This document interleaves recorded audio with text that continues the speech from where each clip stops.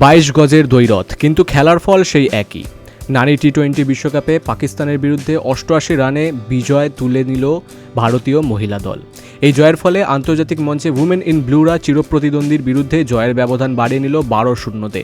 তবে এই ক্রিকেটীয় সাফল্যের পর ম্যাচটি রাজনৈতিক তাৎপর্য পেল কেন্দ্রীয় স্বরাষ্ট্রমন্ত্রী অমিত শাহের মন্তব্যের মাধ্যমে।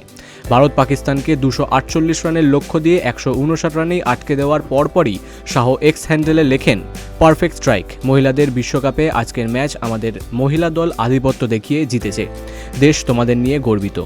সাম্প্রতিক সময় ভারত পাক ম্যাচ মানেই সার্জিক্যাল স্ট্রাইক, অপারেশন সিঁদুর এর মতো শব্দগুলো ছড়িয়ে যায়। অমিত শাহের এই পারফেক্ট স্ট্রাইক বার্তা এই সামরিক সাফল্যেরই ইঙ্গিত দিচ্ছে বলে মনে করছেন রাজনৈতিক পর্যবেক্ষকরা।